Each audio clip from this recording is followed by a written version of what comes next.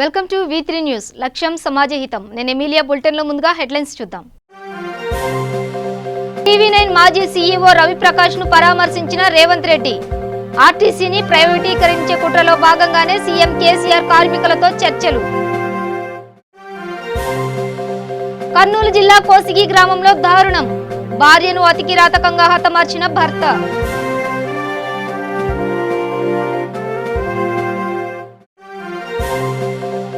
RTC KCR సొత్తు కాదు, సమ్మె చేసే హక్కు కార్మికులకు ఉందన్న విజయరమణారావు. 3 రోజులుగా చేస్తున్న సమ్మెకు మద్దతుగా కాంగ్రెస్ పార్టీ మాజీ ఎమ్మెల్యే చింతకుంట.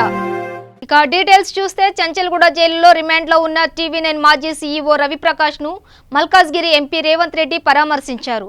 ప్రభుత్వం కక్షపూరితంగా రవిప్రకాష్ పై అక్రమ కేసులు నమోదు చేసి జైల్లో పెట్టించారని ఆరోపించారు. కార్పొరేటర్ కు సంబంధించిన సివిల్ తగాదాలో పోలీసులు జోక్యం చేసుకుని రవిప్రకాష్ పై కేసు నమోదు చేశారని తెలిపారు. రవిప్రకాష్ అరెస్టు జాతీయ స్థాయిలో ఆందోళన చేపడతామని తెలిపారు. కాంగ్రెస్ పార్టీ అతనికి అండగా నిలుస్తుందని వివరించారు. ఆర్టీసీని ప్రైవేటీకరించే కుట్రలో భాగంగానే సీఎం కేసీఆర్ కార్మికులతో చర్చలు జరపడం లేదని ఎంపీ రేవంత్ రెడ్డి అన్నారు. అధికారం శాశ్వతం కాదనే విషయం కేసీఆర్ గుర్తుపెట్టుకోవాలని విమర్శించారు. చివరికి రాష్ట్రం ఏ దిశగా ప్రయాణిస్తుంది, వీటి మీద చర్చ జరగాల్సిన అవసరం ఉంది. వీటి మీద చర్చకు పెడతాం. జాతీయ స్థాయిలో కూడా మీడియా సంఘాలను అన్నిటిని కూడా మాట్లాడతాము. ఈ తెలంగాణలో జరుగుతున్న నిర్బంధాలను అన్నిటిని కూడా జాతీయ మీడియా దృష్టికి కూడా తీసుకెళ్లడం జరుగుతుంది. ఇది ఒక సీనియర్ పాత్రికేయుని అక్రమ నిర్బంధం. ఈ అక్రమ నిర్బంధాన్ని అందరూ ఖండించాల్సిన అవసరం ఉంది. వారికి అండగా నిలబడాల్సిన అవసరం ఉంది. ఇది ఈ రోజు కక్ష కాదు.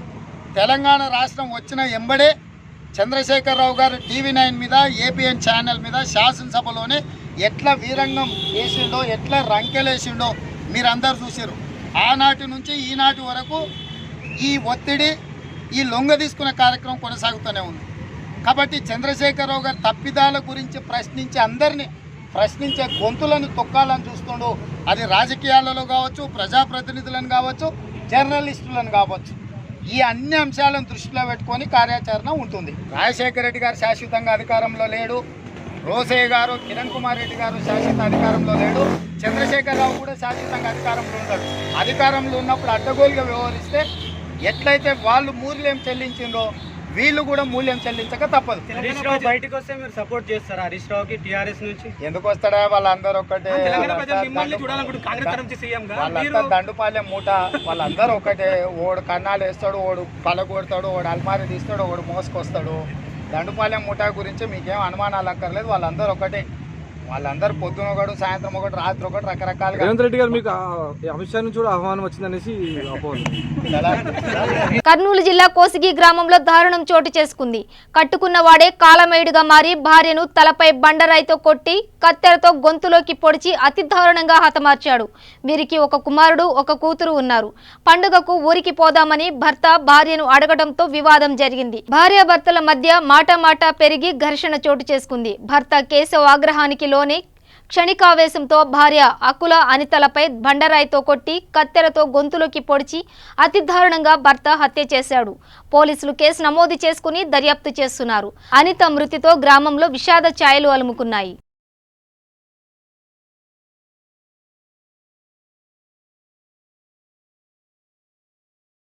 ఆర్టీసీ కేసీఆర్ సొత్తు కాదు, సమ్మె చేసే హక్కు కార్మికులకు ఉందని ఆర్టీసీ కార్మికులు గత 3 రోజులుగా చేస్తున్న సమ్మెకు మద్దతుగా కాంగ్రెస్ పార్టీ మాజీ ఎమ్మెల్యే చింతకుంట విజయరమణారావు భావం తెలిపారు.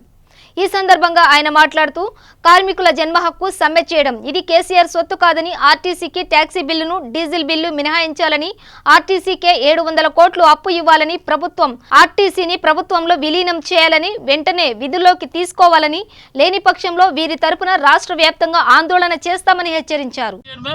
ఇప్పుడు టీజేఎస్సీ నాయకుడు కోదండరామ్ గారు, ఆ రోజు ఉన్నటువంటి ఉద్యమ నాయకుడు కేసీఆర్ గారు, మీరు ఇద్దరు కలిసి సకల జనుల సమ్మెకు ఆ రోజు మీరు పిలుపునిస్తే ఇదే ఆర్టీసీ కార్మికులు మొత్తం బస్సులు బంద్ పెట్టి వాళ్ళ జీతాలను త్యాగం చేసి వాళ్ళ బతుకులను రోడ్ల మీద పనంగా పెట్టి ఆ రోజు తెలంగాణ రాష్ట్రం వస్తే మా బతుకులు బాగుపడతాయని చెప్పి మీరు ఏదైతే ఆ రోజు రాష్ట్రం వస్తే నేను ముఖ్యమంత్రి అయితే అని చెప్పలే. మీరు ఇలా కోదండరామ్ గారు సాక్ష్యం ఉన్నారు.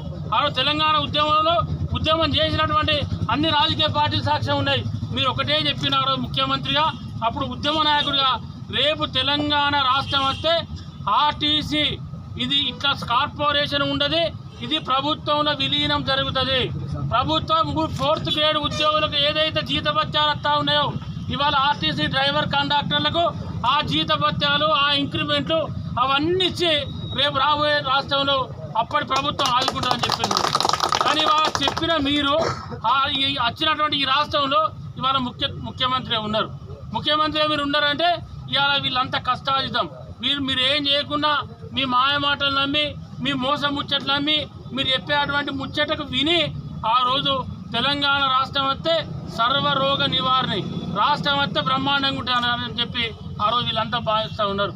దానికి విరుద్ధంగా 2013-14లో ఆ రోజు ఒక రోజులో అప్పటికిప్పటికి ఎంత ఆర్టీసీ డ్రైవర్లు కండక్టర్లు ఎంత కష్టపడుతుండడానికి మీరు ఇప్పుడు ప్రభుత్వం దగ్గర లెక్కలే నిదర్శనం. ఆ రోజు 2013-2014లో ఒక్క రోజులో 28 లక్షల కిలోమీటర్లు ఈ రాష్ట్రంలో బస్సులు తిరుగుతాయి. తెలంగాణ రాష్ట్రంలో ఇవాళ దాదాపు ఒక రోజుకు 36 లక్షల కిలోమీటర్లు ఈ రాష్ట్రంలో బస్సులు తిరుగుతూ ఉన్నాయి. అంటే మరి రిక్రూట్మెంట్ ఏమైనా పెరిగిందా అంటే ఒక్క కండక్టర్ పెరగలే. 7,000 కాదు కదా, 7 కూడా ఒక్కరిని కూడా మీరు కొత్తగా రిక్రూట్మెంట్ చేయలే. ఆ రోజు మీరు చెప్పారు ఇంటికి ఒక ఉద్యోగం అని చెప్పి. ఆ రోజు ఈ రాష్ట్రంలో రేపు రాష్ట్రం వస్తే ఇంటికి ఒక ఉద్యోగం అని చెప్పారు. ప్రతి ఇంటికి ఒక ఉద్యోగం అన్నారు. ఇవాళ ఇంటికి ఒక ఉద్యోగం సంగతి దేవుడు ఎరుగు. గతంలో 5 లక్ష ఉద్యోగాలు అన్నారు, కొత్త రిక్రూట్మెంట్ ఆగిపోయింది. అయినా కూడా ఎక్కడ వెనుకని చేయలేదు. ఇవాళ ఏమైనా మాట్లాడితే ముఖ్యమంత్రి గారు చెప్తా ఉన్నారు ఆర్టీసీ కార్మికులు డ్రైవర్లు కానీ కండక్టర్లు కానీ లేక అక్కడ అందులో పనిచేసే సిబ్బంది కానీ వీళ్ళు ఏబట్టి ఇదంతా నష్టాల పాలవుతుందని చెప్పి. వాళ్ళు కాదు, ప్రభుత్వం చేసేటువంటి అరాచకంతో ఇవాళ ఆర్టీసీ నష్టపోతూ ఉంది. ఎందుకంటే 2014 వరకు లీటర్కు 46 రూపాయల డీజిల్ రేటు. ఆ రోజు లీటర్కు 46 రూపాయల డీజిల్ రేటు ఉంటే అంతర్జాతీయ మార్కెట్ల క్రూడ్ ఆయిల్ రేటు ఇవాళ ఉన్నటువంటి మార్కెట్ ప్రకారంగా ఆ రోజు 60 రూపాయలు 70 రూపాయలు ఉంది. ఇవాళ 99 రూపాయలు అంతర్జాతీయ మార్కెట్ల క్రూడ్ ఆయిల్ ద్వారా 100 రూపాయలు చిల్లరది. మరి ఆ రోజు 60 రూపాయల లోపు ఈ రోజు ఉన్నటువంటి రేటు ఉన్నా కూడా మరి అప్పుడు ఉన్నటువంటి ప్రభుత్వం 46 రూపాయలకు 2014లో లీటర్ డీజిల్ ఇచ్చింది. కానీ ఇప్పుడు ఉన్నటువంటి ప్రభుత్వం 100 రూపాయలు బ్యాలెన్స్ వల్ల క్రూడ్ ఆయిల్ దాటిన $100 దాటినప్పటికి కూడా 73 రూపాయల 42 పైసలు ఇవాళ ఒక లీటర్ డీజిల్కు ఇప్పుడున్నటువంటి రాష్ట్ర కేంద్ర ప్రభుత్వాలు వసూలు చేస్తూ ఉన్నాయి. అంటే ఒక్కటి మీరు ఇవాళ 700 కోట్లు ముఖ్యమంత్రి గారు చెప్తా ఉన్నారు, సంవత్సరానికి 700 కోట్ల రూపాయలు ఇవాళ ఆర్టీసీ నష్టపోతూ ఉందని చెప్పి. నేను అడుగుతా ఉన్నా ముఖ్యమంత్రి గారిని, ఈ ప్రభుత్వాన్ని, ఇవాళ అదనంగా ఆర్టీసీ ట్యాక్స్ కడతా ఉంది సంవత్సరానికి. 2014-19 వచ్చే వరకు అదనంగా 560 కోట్ల రూపాయలు కడతా ఉంది. అందులోకెళ్ళి 290 రూపాయలు ఆర్టీసీ కట్టేటువంటి ఏదైతే ఉందో ట్యాక్స్ ఉందో డీజిల్ ట్యాక్స్ ఉందో ఆ ట్యాక్స్ నేరుగా రాష్ట్ర ప్రభుత్వానికి పోతా ఉంది. ఆర్టీసీ సమ్మె షురూ అయి 3 రోజులు కావస్తున్నా ప్రభుత్వం తమ నిర్ణయాన్ని తెలుపకపోవడంతో హుస్నాబాద్ డిపో ముందు ఆర్టీసీ కార్మికులు చీరలు కట్టుకుని బతుకమ్మ ఆడుతూ వినూత్న నిరసన చేపట్టారు. ఆర్టీసీ కార్మికులు ఉయ్యాలో ఆగమైపోయారు ఉయ్యాలో అంటూ బతుకమ్మ పాట పాడుతూ చప్పట్లు కొడుతూ ఆటలాడారు. కళ్ళనీళ్ళతోటి ఉయ్యాలో కార్మికులుంటే ఉయ్యాలో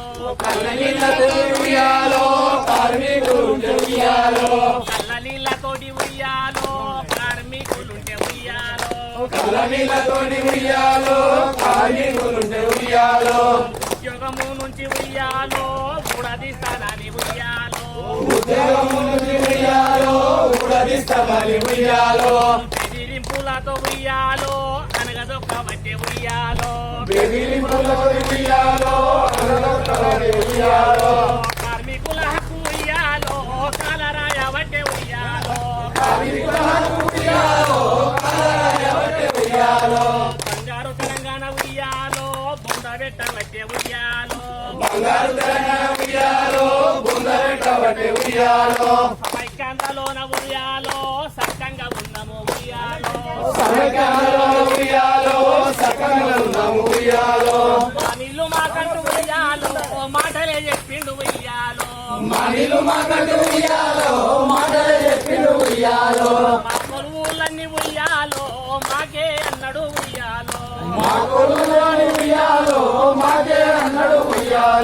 పొలములు రాపాయే ఉయ్యాలో కరువులే మిగిలేను ఉయ్యాలో మాటలి గారెడి ఉయ్యాలో చేతగాని వాడు ఉయ్యాలో 6,000 మంది ఉయ్యాలో రిటైర్డ్ అయితే ఉయ్యాలో హైదరాబాద్ కొత్తపేట మారుతినగర్ లో ప్రసన్న మహంకాళి దేవస్థానం ట్రస్ట్ ఆధ్వర్యంలో దేవి శరన్నవరాత్రి మహోత్సవ కార్యక్రమాలు వైభవోపేతంగా నిర్వహించారు. అనంతరం ప్రసన్న దేవస్థానం ట్రస్ట్ చైర్మన్ ప్రకాష్ గౌడ్ ఆధ్వర్యంలో శివలింగానికి హోమ కార్యక్రమం నిర్వహించారు.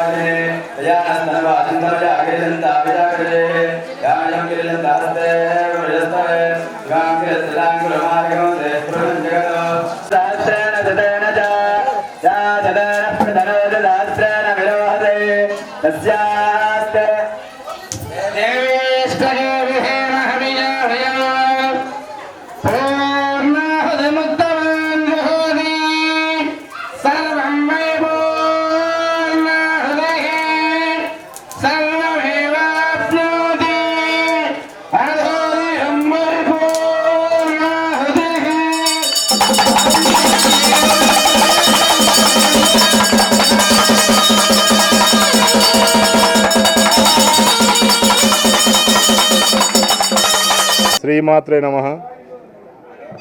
మరి కొత్తపేట ప్రసన్న మహాకాళి ఆలయంలో ఈ యొక్క సంవత్సరం దేవి శరన్నవరాత్రిలో భాగంగా ఈరోజు 9వ రోజు మహాచండీ హోమంతో ఈరోజు కార్యక్రమం పూర్ణాహుతి ద్వారా ముగిసింది.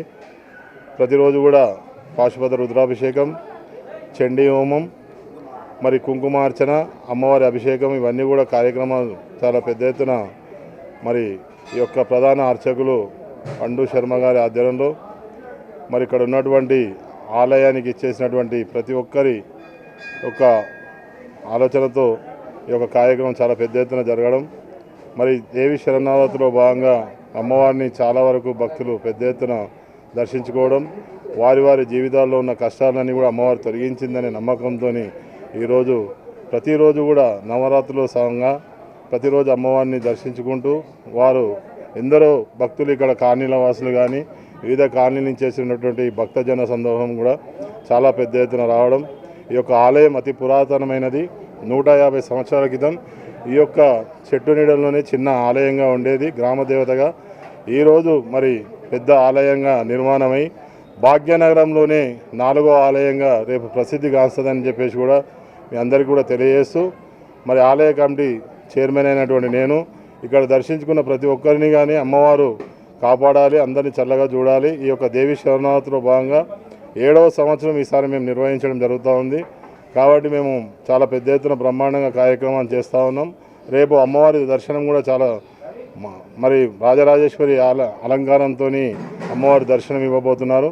భక్తులందరూ కూడా దర్శించుకొని అమ్మవారి ప్రీతిపాత్రకు కృతజ్ఞులు కావాలని చెప్పేసి కూడా కోరుకుంటూ వారి వారి జీవితాల్లో సుఖ సంతోషాలతో ఉండాలని, రాష్ట్రం సస్యశ్యామలంగా ఉండాలని, మంచి నాయకులు ఉన్నటువంటి ఈ యొక్క రాష్ట్రంలో ఇంకా కూడా ముందుకెళ్లాలని చెప్పేసి కూడా కోరుకుంటూ, ఇంకా కూడా అమ్మవారి ఆశీర్వాదంతో మనమందరం కూడా మంచిగా ఉండాలి అనే ఆలోచనతో ఇంకా పునర్నిర్మాణంతో ఆలయం ఇంకా పునర్నిర్మాణంలో ముందుకెళ్తా ఉంది. ప్రతి ఒక్కరు కూడా అమ్మవారిని దర్శించుకొని ఆలయానికి సమృద్ధిగా వారి వారి సేవ చేసుకోవాల్సిందిగా కోరుకుంటూ ముగిస్తాను. కల్లూరులోని వాసవి కన్యకా పరమేశ్వరి దేవాలయంలో మహిషాసుర మర్దిని అలంకరణతో భక్తులకు దర్పణం ఇచ్చింది. మహిషాసుర మర్దిని అమ్మవారిని పూజించేందుకు భక్తులు బారులు తీరారు.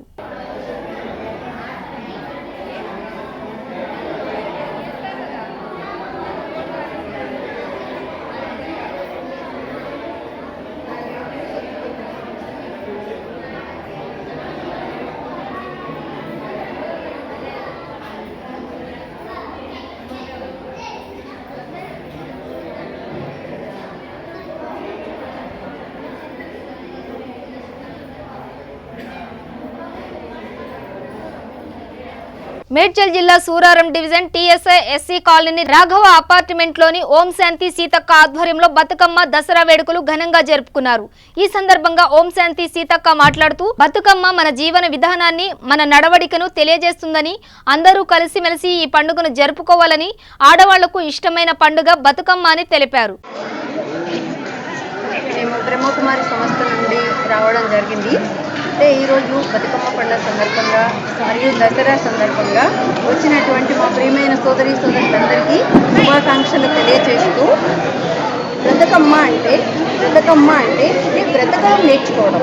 ఏ విధంగా ఇప్పుడు అందరూ కూడా కలిశారు. మనసు ఏది ఉన్నా సరే, ప్రతిరోజు ఎలా ఉన్నా సరే, ఈరోజు అందరూ కూడా కలవడం జరుగుతుంది. అంటే అడుగు స్టెప్ వేయడము ప్లస్ అందరి చేతులు కలవడము, అంటే బ్రతకమ్మ అన్న పేరు మీదనే మనకు తెలుస్తుంది. అంటే అందరం కలిసి ఎలా జీవించాలి అనేటటువంటి ఆట నేర్చుకోవడమే ఇది బ్రతకమ్మ పండగ చేయడం జరుగుతుంది. అలాగే దసరా కూడా చేస్తారు. అంటే దసరాకి రావణ దహనం ముఖ్యంగా ఉంటుంది, దుర్గా పూజ ఉంటుంది. అంటే దుర్గుణాలపై ఎవరైతే విజయాన్ని పొంది జీవితంలో ఒక బ్రతకడం నేర్చుకుంటారో వారిదే దుర్గా పూజ అనేది జరుగుతుందన్నమాట. అయితే రావణ దహనం అంటే రావణ బొమ్మని చేస్తారు, దాన్ని కాలుస్తారు. అయితే రావణుడు ఎక్కడున్నాడు? ప్రతి మనిషిలో ఉన్నటువంటి కామక్రోధ మోహ లోభ అహంకార ఈర్ష్య ద్వేష అసూయలు అనేటటువంటివి అనే రాక్షసుడిని ఎప్పుడైతే మనం సంహరిస్తామో అప్పుడే నిజమైనటువంటి విజయదశమి జరుగుతుంది. అయితే ఆ రావణ సంస్కారాలను ప్రతి మనిషిలో పెట్టుకొని మనం అక్కడ ఏం చేస్తున్నాం? మానవుడి కష్టపడినటువంటి ధనాన్ని తీసుకువెళ్ళి మనం పెద్ద బొమ్మను తయారు చేసి కాలుస్తున్నాం. అందుకే మళ్ళీ ప్రతి సంవత్సరం కూడా ఆ బొమ్మ అనేది తయారు చేయడం, కాల్చడం జరుగుతుంది. మరి ఈ సంవత్సరం కాల్చిన బొమ్మ మళ్ళీ 10 ఫీట్లు పెరిగి నెక్స్ట్ ఇయర్ మళ్ళీ తయారు చేయడం జరుగుతుంది. అంటే ప్రతి మనిషిలో కూడా దుర్గుణాలు అనేటటువంటివి పెరిగిపోతూ ఉన్నాయి. ఆ గుణాలను ఎప్పుడైతే సంహరిస్తామో ప్రపంచం అనేటటువంటిది చాలా శాంతిగా సుఖంగా ఉంటుంది అని చెప్పడం జరుగుతుంది అనమాట.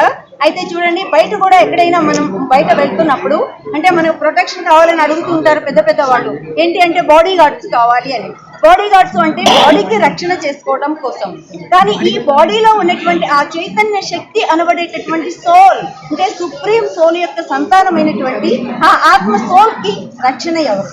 కానీ గాడ్ ఎవరు? అంటే ఈ బాడీకి రక్షకులను మనం పెట్టగలుగుతున్నామే, కానీ గాడ్ రక్షకుడు దేనికి? ఆత్మకు, సోల్ కి. సుప్రసిద్ధ పుణ్యక్షేత్రమైన చదువుల తల్లి సరస్వతి దేవి నిలయమైన బాసరలో దేవి శరన్నవరాత్రుల సందర్భంగా చివరి రోజు నవమిని పురస్కరించుకుని అమ్మవారి యాగశాలలో మహాచండీ యాగం, సరస్వతి యాగం శాస్త్రోక్తంగా నిర్వహించారు.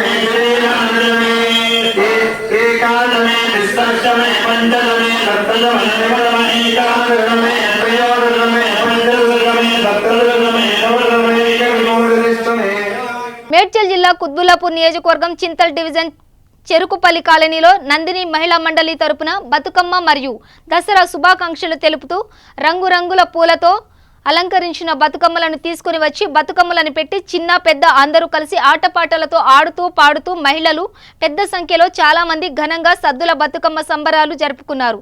తర్వాత మహిళలు బతుకమ్మలను నిమజ్జనం చేశారు.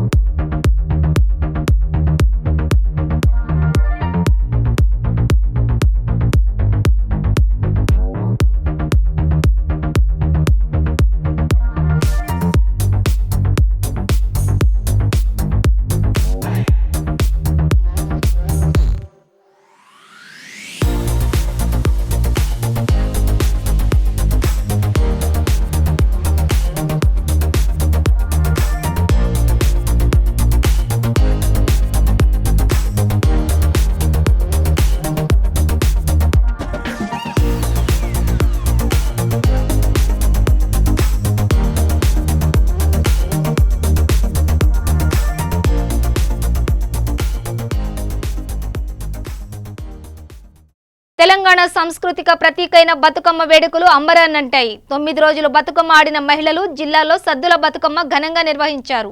వరంగల్ నగరంలోని గడప గడప నుంచి గౌరమ్మలతో బతుకమ్మను పువ్వులతో అందంగా పేర్చి పాటలు పాడుతూ లక్షలాది మహిళలు చెరువు ప్రాంతాలకు తరలివచ్చి బతుకమ్మను సాగనంపారు.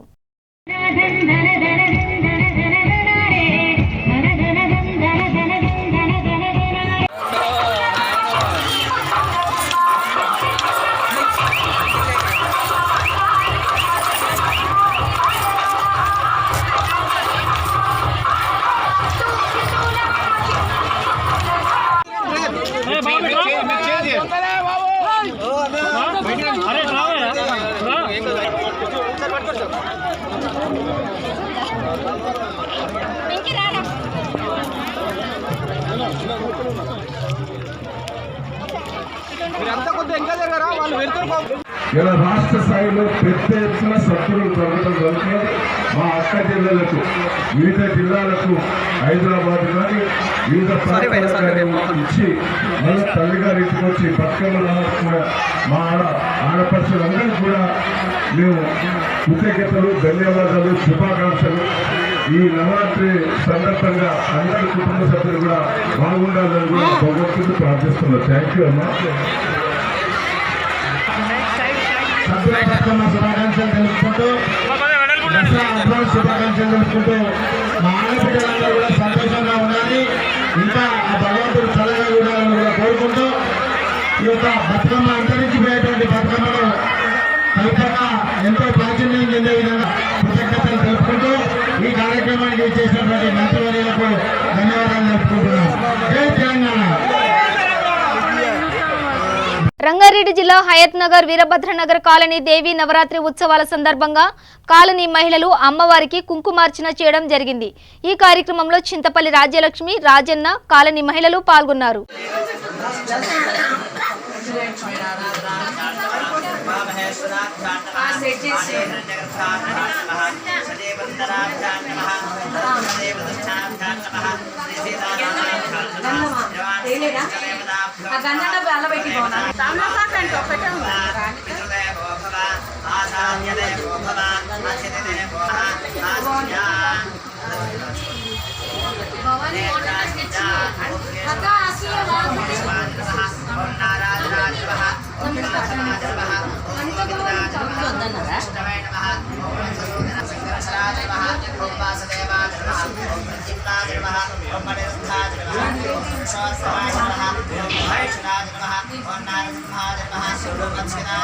क्या पेड़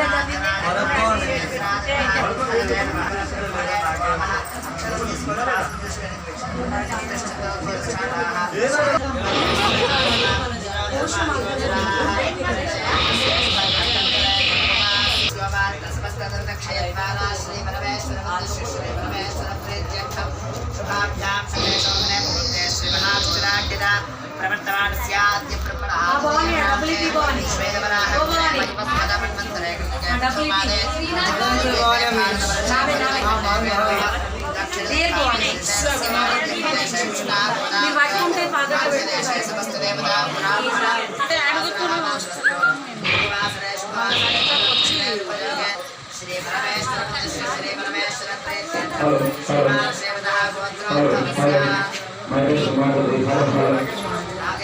బులెటిన్ ముగించే ముందు హెడ్లైన్స్ మరోసారి. టీవీ9 మాజీ సీఈఓ రవిప్రకాష్ ను పరామర్శించిన రేవంత్ రెడ్డి. ఆర్టీసీని ప్రైవేటీకరించే కుట్రలో భాగంగానే సీఎం కేసీఆర్ కార్మికులతో చర్చలు. కర్నూలు జిల్లా కోసిగి గ్రామంలో దారుణం. భార్యను అతి కిరాతకంగా హతమార్చిన భర్త.